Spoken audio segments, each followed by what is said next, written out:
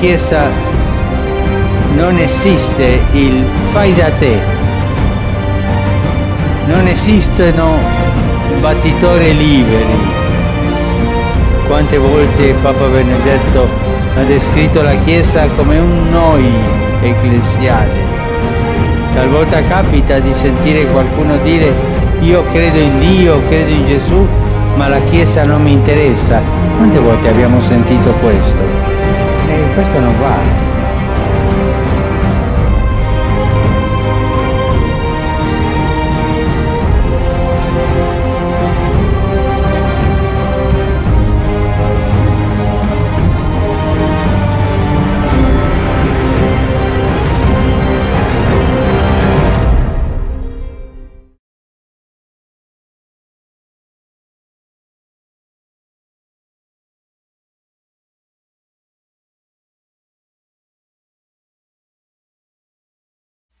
Maintenant, ayant précédemment fait la démonstration que la fête des trompettes semble, hors de tout doute raisonnable, être le moment de prédilection pour l'enlèvement de l'Église, cet événement tant attendu, eh bien, je vais maintenant vous démontrer une relation qu'il y a entre l'enlèvement de l'Église et la tombée du mur de Jéricho. Alors, on va commencer par vous lire un extrait de Josué, le chapitre 6, les versets 3 à 5. Alors, ça va comme suit. Vous tous donc, hommes de guerre, vous ferez le tour de la ville en tournant une fois autour d'elle. Tu le feras ainsi pendant 6 jours. Ici, c'est intéressant parce que pendant 6 jours, il y a du mouvement. Et justement, le Shemitah, ou l'année sabbatique de la 7e année, si vous voulez, vous avez les 6 premières années dans lesquelles il y a du mouvement au niveau de l'agriculture et de la culture des champs. Donc ici, pendant 6 jours, ils feront le tour de la ville, et 7 sacrificateurs porteront 7 corps de bélier devant l'arche d'alliance, mais au 7e jour, donc au 7e jour, vous ferez 7 fois le tour de la ville, et les sacrificateurs sonneront du corps. Alors ici, juste pour vous montrer les corps, on va vous montrer premièrement un corps, qu'est-ce que c'est? Ça ici, voyez-vous, c'est un chauffard, la trompette juive, et cette trompette-là était vraiment une trompette qui avait été utilisée contre les murailles de Jéricho, on le voit ici. Mais la trompette du chauffard n'a pas été utilisée seulement pour les murailles, contre la muraille de Jéricho, pardon, mais a été utilisée aussi pour l'ensemble des fêtes, comme notamment la fête du Rosh Hashanah. On voit ici que l'ancêtre du corps d'harmonie, parce que la Bible nous parle ici, dans le texte, tu sonneras du corps, eh bien, on voit ici le corps d'harmonie, et l'olifant était aussi un nom donné à l'ancêtre du corps d'harmonie, parce qu'un corps moderne peut être fait aussi en métal, et la Bible nous parle des corps faits en argent. Je vais vous en montrer une photo bientôt. Donc, on voit ici, l'olifant était vraiment fait à partir d'une corde de bovin, si vous voulez, ou voire fait en métal. Le métal ici pouvant être aussi de l'argent. Donc, c'était la manière qu'on fabriquait les olifants, à partir d'une corne, ou à partir de métal, ou l'ensemble des deux. Je vais vous montrer ici une photo d'un chauffard avec des ornements d'argent. On en voit un ici, de toute beauté, inscrit Jérusalem. Donc ici, il s'agit bien du chauffard qui sonne. Et donc on nous dit, vous ferez 7 fois le tour de la ville et les sacrificateurs sonneront du corps, et quand ils sonneront en long, exactement comme on nous dit que la dernière trompette va sonner à la trompette de Dieu, c'est un coup qui est long, c'est celui de la fête des trompettes, si vous voulez. On a le dernier coup lors de la sanctification de la lune, qui est un long coup de trompette. Eh bien, avec le corps de bélier, donc, là, ça, je vous l'ai montré, l'ornement des corps de bélier ici. Aussitôt que vous entendrez le son du corps, tout le peuple fera un grand cri de joie, et la muraille de la ville tombera sous soi. Et le peuple montera chacun vis-à-vis de soi. Alors, je viens de vous montrer, de vous expliquer le cri, l'importance du cri, l'apparence du cri, et que justement le Seigneur, qui est l'époux, crie pour réveiller ses fiancés qui dorment, dont 5 sont folles et 5 sont intelligentes, sont à leur affaire. Et donc, le même cri revient, et ici, donc, au cri, le peuple est monté comme pour l'enlèvement. Alors, on a eu le même phénomène, et on nous dit le peuple montera. Évidemment, ici, ils ont monté le mur qui s'était effondré, ils ont pu le monter et rentrer et pénétrer dans la ville. Mais ça a une signification beaucoup plus profonde, vous allez le voir, exactement comme pour l'enlèvement. Et ce qu'on nous dit ici, c'est que ça s'est fait à la 7e journée, ou, si vous voulez, à un rythme de 7 ou un cycle de 7. Ce qui nous amène à croire que si l'enlèvement pouvait arriver, elle arriverait à un moment d'un cycle de 7 années ou un Shemitah par exemple. Alors maintenant, regardez bien la définition dans le contexte ici, à partir de la concordance Strong, du mot peuple dans le texte et le peuple montera. Alors, il s'agit du mot 5971 qui est Ham, ok, et qui veut dire une peuple en tant que nation, ou une personne, ou toute personne membre d'un peuple, ou un compatriote, si vous voulez. Mais, dans sa racine plus profonde, ce que ça nous dit, c'est une congrégation. Un peuple membre d'une seule et unique congrégation. Qu'est-ce que c'est qu'une congrégation? C'est une assemblée de croyants. OK? Donc, c'est vraiment, c'est l'Église. Parce que tout le peuple en haut écoutait les prédications de qu'est-ce qu'il devait faire. OK? Il suivait le chef ici, et, etc., etc. Mais on ne peut pas dire que chacun des membres de ce peuple-là, ici, même s'ils ont écouté, étaient nécessairement croyants, ils obéissaient, certains d'entre eux obéissaient à ce qui leur était demandé, et ils ont vu par stupéfaction que le mur est vraiment tombé. Mais, au début, ils écoutaient parce que c'était l'ordre suprême, ils avaient leur chef qui leur dictait les choses à faire. Mais ici, on nous parle d'un peuple d'une même congrégation, donc une congrégation, c'est une assemblée de croyants, et donc ça fait référence très intimement à l'Église. Et, pour aller encore plus loin que ça, dans la racine profonde, ça fait référence comme un troupeau. OK? Et le Seigneur se dit lui-même, le bon berger, et que nous sommes ses brebis, et seules mes brebis entendent ma voix, et mes brebis écoutent ma voix, et entendent et obéissent à ma voix. Ça, c'est extraordinaire.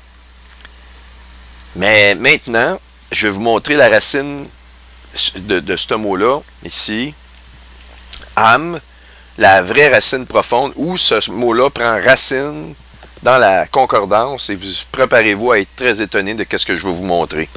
Et encore une fois, ce que je vais vous montrer a une caractéristique absolument importante et unique, pratiquement unique avec le mois de septembre 2015. D'après ce qu'on a vu ici, et de ce que je vais vous montrer, c'est pratiquement unique. En fait, je n'ai pas trouvé aucune autre fête des trompettes, à part certaines, il y en a eu 2, OK, précédemment, à celle du septembre 2015, comme je vous ai parlé, pour un total de 3, depuis l'accord de Balfour. L'accord de Balfour de 1917, ou la déclaration de Balfour de 1917. Qu'est-ce que ça a fait, ça, ici? Ça l'a annoncé le retour des Juifs, des Hébreux, dans la terre promise, et ce, depuis plus de 2000 ans. Alors, les Juifs étaient répartis, ça c'est une prophétie, étaient de par le monde, un peu partout, et la déclaration de Balfour annonçait l'imminence ou la venue d'une nation ou de la terre promise de façon légale pour les Juifs. Évidemment, cette déclaration-là s'est concrétisée en 1948 lorsqu'Israël a été créé en nation en un jour. Donc, pour revenir à mon explication ici,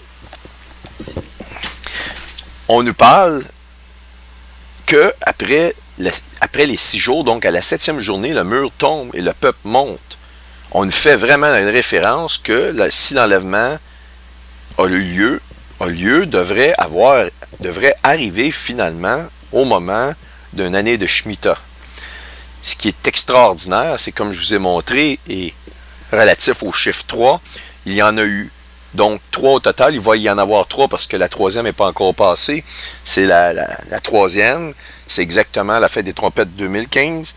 Et Jésus est resté 3 jours et 3 nuits comme Jonas, tout ce que je vous ai montré, avec ce signe-là particulier qui fait référence exactement à 3 jours et 3 nuits de la sagesse de Salomon, avec le signe dans le ciel que je vous ai montré. Eh bien, tout ça semble se tenir. Bien, voici, vous savez donc, au mois de septembre, il va y avoir un éclipse, le 13 septembre, à la fête des trompettes. Eh bien, regardez bien la signification profonde de la racine, du mot, finalement, cette racine-là ici, la racine profonde du mot Ham, H6004, pense à la racine profonde dans le mot ici qui est Amam et qui signifie grow dark, devenir assombri ou devenir sombre ou un éclipse, carrément un éclipse. To be dim, ça veut dire diminuer sa luminosité, grow dark. D'ailleurs, dans la King James, lorsqu'on nous parle dans Joël 2:31, on va y aller dans Joël 2:31 dans la King James, je vais vous le montrer.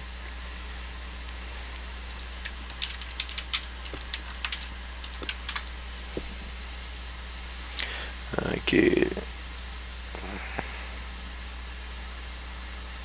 Voyez-vous, the sun will turn to darkness, OK? Will be turned into darkness. Et c'est exactement la même signification qu'on a ici. OK? On a des versions aussi dans la Bible qui dit the sun will grow dark, je pense dans le chapitre 6. Et c'est exactement, textuellement, la signification du mot le peuple va monter. Alors, la question que j'ai pour vous, comment est-il possible qu'un peuple monte et que le mot peuple ici signifie éclipse? Ça, ce que ça nous dit ici, c'est que, encore une fois, que Dieu a choisi l'hébreu, le langage hébreu, non pas d'une façon arbitraire, mais que c'est la seule langue qui, d'une façon absolument extraordinaire, et qui est impensable, je dirais même, et qui manifeste l'œuvre d'une force suprême, OK, est la seule langue qui parle de la parole par elle-même. C'est-à-dire qu'un mot peut avoir deux définitions complètement différentes, mais dont il y a un lien qui se rapporte carrément à la parole de Dieu et uniquement à la parole de Dieu et à l'histoire de ce qui s'est passé, toujours relatif au peuple hébreu depuis le début de la création. Alors, je ne peux pas vous l'expliquer mieux que ça. Vous en avez une preuve. Un mot qui veut dire peuple veut dire éclipse. Quel est le rapport entre un éclipse et un peuple? Eh bien, il semblerait qu'il est fort probable que l'enlèvement de l'Église se produise au moment d'un éclipse. C'est la seule solution que je peux voir ici. Et on voit vraiment l'apparition ici de...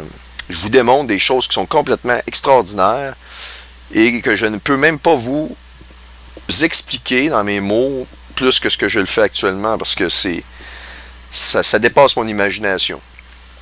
Alors, on va continuer dans l'explication. Alors, donc, ça, on le fait. Donc, ici, le mot décrivant, peuple, dans ce verset de la destruction du mur de séparation, le mur de séparation de la ville de Jéricho, en Palestine, ainsi que ses racines profondes, signifie le peuple en tant que troupeau et membre d'une seule et unique congrégation, et un éclipse et s'obscurcir. N'est-ce pas extraordinaire? Voici donc en rappel les 3 fêtes des trompettes qui ont été marquées d'un éclipse à la journée près. Voici ici les dates, et dont la 3e Et vous vous rappelez évidemment de l'importance du chiffre 3, toujours en tête. La troisième sera au 13 septembre 2015. Alors, la caractéristique de l'enlèvement semble, basée sur les textes de Josué, un parallèle de l'enlèvement lors d'une année de Shemitah. On continue maintenant. Si le mur de Jéricho représente une prophétie qui s'est accomplie dans le monde physique, maintenant dissimule-t-elle quelque chose d'encore plus profond? Alors je vous demande de considérer Genèse 3.15 et je mettrai inimitié entre toi et la femme, entre ta semence et la semence de la femme. Cette semence te brisera la tête et tu lui briseras le talon.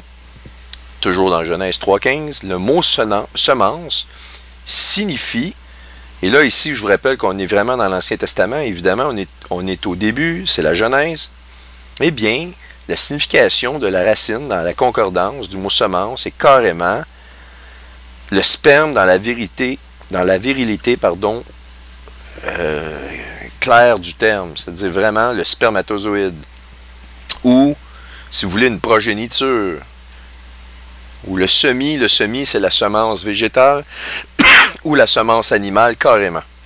Donc, il n'y a aucune espèce de façon de se sortir du fait que le mot semence fait référence à la génétique.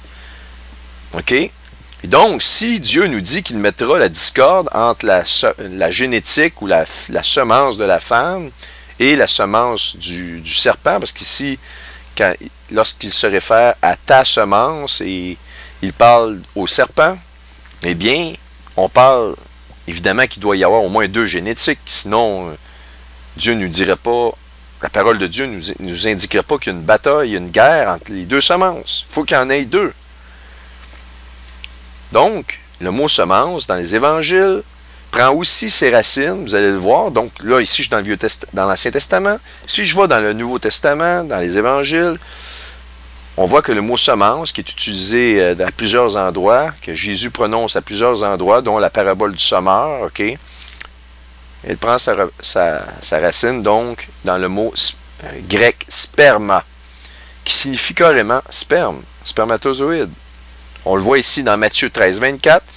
Il leur proposa une autre parabole et il dit, le royaume des cieux est semblable à un homme qui a semé la bonne semence. Semence, référence 46,90. On le voit ici, seed 46,90. Et vous le voyez ici, sperma, du grec. Alors, il n'y a aucune façon de s'en sortir. La confirmation de ce qui est dit par Jésus dans les évangiles confirme, dès le départ, dans la Genèse, de ce que Dieu nous annonce, de comment l'homme va être jugé, de quelle façon, tout est écrit dans la parole de Dieu, de A à Z, si vous me permettez l'expression. Il est extraordinaire que le Seigneur déclare qu'il est celui qui brise le mur de séparation des deux personnalités ou des deux génétiques qui créent nos conflits intérieurs et qui sont en nous. Alors considérons ce qui suit. Mais maintenant, par Jésus-Christ, vous qui étiez autrefois loin, êtes rapprochés. Par le sang de Christ. OK? Et le sang, vous avez la base de toute la génétique. Le sang se produit dans la moelle profonde de l'os. Et c'est là qu'il est produit. Car il est notre paix. Qui des deux n'en fait qu'un, ayant rompu la clôture de la paroi mitoyenne. Est-ce que ça vous rappelle quelque chose? Mur de Jéricho. Alors, il y a eu la destruction du mur mitoyen ou du mur de séparation qui fit en sorte que le peuple puisse monter au moment du cri. OK? Très, très, très important. Et la muraille de la ville tomba sous soi. Et évidemment, ici, il s'agit d'une double référence ou appelez ça une double prophétie. Ce qui s'est passé dans le physique va se passer dans le spirituel. Puis ça va être aussi dans le physique parce que lorsque l'Église va être retirée, elle va être retirée physiquement de la planète Terre en un clin d'œil. Et je vous ai montré l'apparence, la directe relation avec le mot éclipse. Et que vous avez, en plus de ça, il y a eu depuis la déclaration de Balfour qui annonce le rassemblement, le retour du peuple juif à la terre promise depuis des milliers d'années. Il n'y en a eu que 3, en fait il y en a eu 2 et la 3e se produit à un moment d'un signe qui fait référence à la sagesse de Salomon, dans lequel on voit encore la femme, des 2 femmes qui ont dormi 3 jours et 3 nuits, etc. Je sais que certains d'entre vous n'aimaient pas la répétition, mais je le fais parce qu'il y a des personnes qui ont besoin de se faire remémorer ces choses-là pour qu'il y ait un déclic qui se fait dans l'esprit. Alors, je suis désolé si ça déplaît à certains, mais c'est la méthodologie que j'utilise. C'est quelque chose qui est mis dans mon cœur et je dois le faire. Maintenant, donc, il a rompu la clôture de la paroi mitoyenne, ayant aboli en sa chair l'inimitié. En plus de ça, on nous met le même mot qu'on utilise dans Genèse 3,15. Wow! Il a aboli dans sa chair l'inimitié. Il a aboli l'inimitié. OK? Et il a aboli aussi la clôture mitoyenne, comme pour les murs de Jéricho. Ceux qui doutent de la parole de Dieu, ceux qui doutent que les textes bibliques sont des textes qui ont été écrits par une seule personne unique, qui est Dieu, et qui est complètement omniscient, qui connaît toute science. Il n'est pas scientifique, il est la science, il est toute chose, OK? Ceux qui doutent de ça, qui n'êtes pas croyants, écoutez, il y a un blocage qui se fait. Vous allez vous trouver un blocage, vous allez dire, ah, il est trop religieux, j'écoute pas ce qu'il fait. Il n'y a aucune religion là-dedans. Je ne suis pas en train de vous envoyer de l'encens dans les yeux, je suis en train de vous montrer des faits à partir de la parole. Et ça, là, ces textes-là que vous retrouvez dans Genèse, dans Éphésiens et ailleurs, n'ont pas été écrits par la même personne et non plus à la même époque. Comment peut-elle se rejoindre? Les gens qui ont écrit ça ne savaient même pas qu'est-ce qu'ils écrivaient. Et ça, on appelle ça le don de prophétie. Et le don de prophétie ne peut être donné que par l'Esprit de Dieu et nul autre. C'est l'Esprit de Dieu qui insuffle aux hommes. Et c'est pour ça que les prophètes ont écrit des choses. Oui, vous allez dire, c'est écrit par des hommes, mais il a été prouvé mathématiquement par des mathématiciens, OK, que la parole de Dieu, quand ils regardent les caractéristiques par des logiciels et des calculs très savants, ils arrivent à la conclusion que toute la parole, tous les livres ont été écrits par une seule et unique personne. Et là, vous en avez à la preuve. Je veux dire, tout se tient. Là, quand je vais voir dans la concordance, puis je vous montre des choses encore plus profondes, qui montrent encore plus à un niveau supérieur que tout se tient, ben, vous ne pouvez pas arriver à me dire que ce livre-là, qui est la Bible, est un livre religieux, puis sous prétexte que c'est un livre religieux, vous en détournez. Vous êtes face à un certain problème ici, que vous devez vous poser la question, et je retourne dans mon introduction, où je vous dis que les non-croyants vont devoir se poser la question, des sérieuses questions. Maintenant, si vous voulez savoir comment je peux être touché par ça dans mon cœur, ben vous avez juste à penser au sacrifice que Jésus a dû faire de partir du royaume des cieux, alors qu'il était vraiment bien, de venir ça à terre en humain, s'humilier dans la chair, pour se faire cracher dans le visage, se faire mettre à mort d'une façon épouvantable, pour des gens qui, de toute manière, la plupart ne croiraient pas dans sa venue. Même son propre peuple, en majorité, ne croirait pas en lui. Et il l'a fait d'une façon humble. Il n'est pas venu avec une couronne d'or. Il est fait d'une façon tellement simple pour vous dire que, peu importe vos péchés, qu'il vous attend, il vous aime. Quand je vous parle d'amour, c'est dans le cœur que ça se produit. Ailleurs que dans le cœur, il n'y a rien. D'ailleurs, les pharisiens, qu'est-ce que Jésus leur dit? Il leur dit, vous connaissez toutes choses à la virgule près. Qu'est-ce que vous avez dans votre cœur? Et donc, ici, on peut voir aussi que dans la parabole du sommeur, ça prend une toute autre signification et direction lorsqu'on considère que le Shemitah consiste justement à l'arrêt complet de la culture des champs, et le Seigneur nous fait une amalgame de relations extraordinaires entre la semence et la culture des champs. Le mur de Jéricho, c'est au 7e jour que le peuple monte, une année de Shemitah ou un jour de Shabbat. Maintenant, ici, on nous dit que le Shemitah, c'est l'arrêt des cultures, et le Seigneur nous prend le mot semence et nous le rend ça comme des gens qui cultivent un champ. S'il y a quelqu'un qui me dit que ce livre-là, la Bible, encore une fois, est écrit par des hommes sans aucune inspiration, eh bien, ces hommes-là qui ont écrit ne savaient même pas à quel point ce qu'ils écrivaient à la virgule près était guidé par un esprit unique, qui est l'Esprit Saint, l'Esprit de Dieu. Voici une autre relation extraordinaire faite dans Genèse 3,15. Là, je vais vous en rajouter encore là, des choses. Là. Attendez bien, c'est pas fini. Là. Voici donc, comme je vous dis, une relation extraordinaire faite dans Genèse 3,15 et l'annonce faite par l'ange Michaël à Daniel le prophète, annonçant les temps de la fin. Évidemment, quand Daniel s'est fait faire cette révélation-là par l'ange Michaël, il était loin de la fin. Là. Il était très, très, très loin de la fin. On a dû attendre bien des années avant que ces choses-là se concrétisent. Mais regardez bien ce qu'il se fait dire par Michaël. En ce temps-là, Michaël se lèvera. Le grand chef, le défenseur des enfants de ton peuple, et ce sera une époque de détresse, telle qu'il n'y en a point eu de semblable depuis le début que les nations existent jusqu'à cette époque, l'époque de la fin. Des temps de détresse comme il n'y en a jamais eu dans le passé et comme il n'y en aura jamais dans le futur. Détresse, le mot 68-69, alors signification, détresse, trouble, oui, mais regardez bien, trouble, une femme rivale, tourmentée, vexeur, ça veut dire tourmentée, femme rivale, et la racine profonde, en fait, c'est vraiment, d'une façon transitoire, une femme rivale. Qu'est-ce que ça veut dire d'une façon transitoire? C'est-à-dire qu'il va y avoir des aussi le mot tribulation, ce sont des tribulations créées de façon transitoire, provoquées par une femme rivale. Qu'est-ce que Genèse 3,15 nous dit?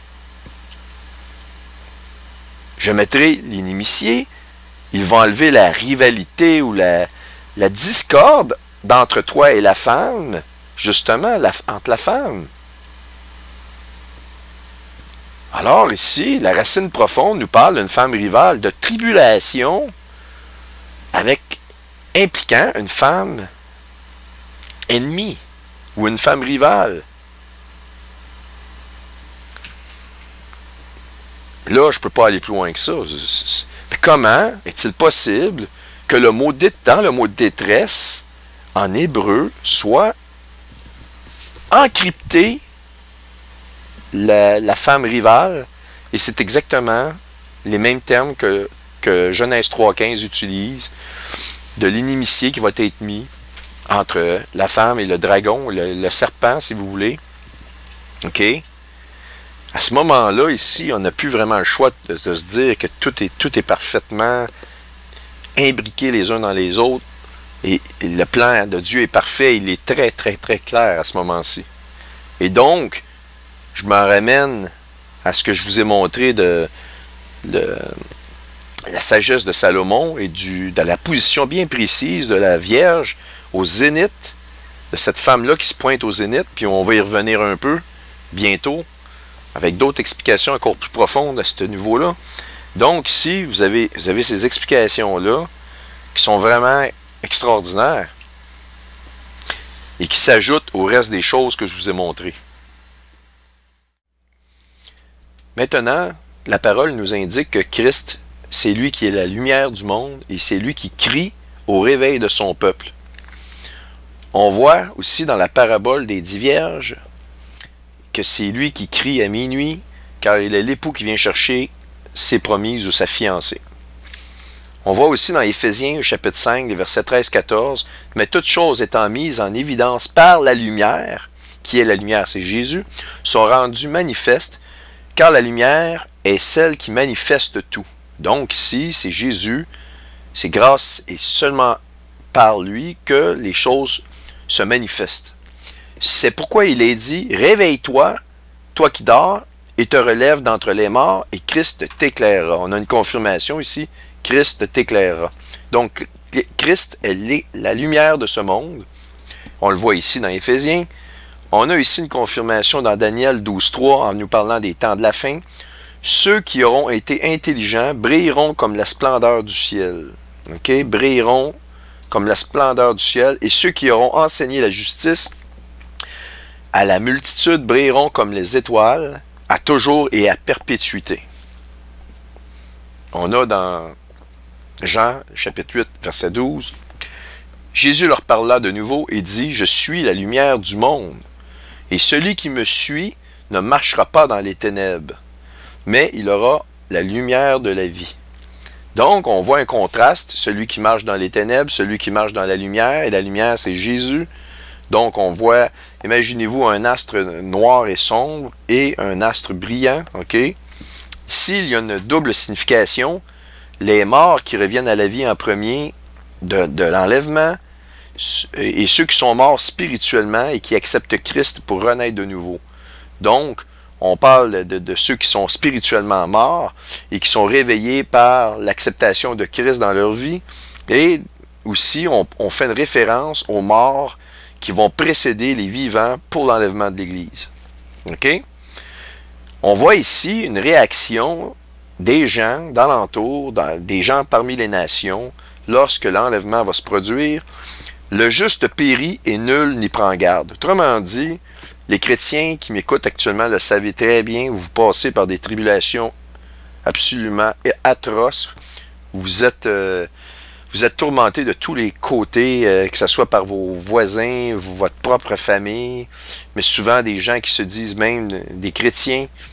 Et vous subissez toutes sortes d'attaques de tous les bords, de tous les côtés. Et ces attaques-là sont de plus en plus prédominantes au moment où je vous parle. Mais vous essayez de compter ça à des gens, ce que vous vivez, ils vont tous penser que vous êtes fou, que c'est de votre faute, que vous êtes un plaignard, que bon, c'est parce que c'est vous qui vous mettez dans le trouble. Moi, par exemple, je vis actuellement des choses au niveau du travail qui est impensable. Et je peux vous dire qu'il y a des gens qui me regardent en voulant dire, ben oui, lui, on le sait bien qu'il se met dans le trouble. Et ils ne peuvent pas comprendre que c'est surnaturel, les attaques qui sont sur nous. Et ils n'y comprennent absolument rien. Et donc, le juste périt et nul n'y prend garde.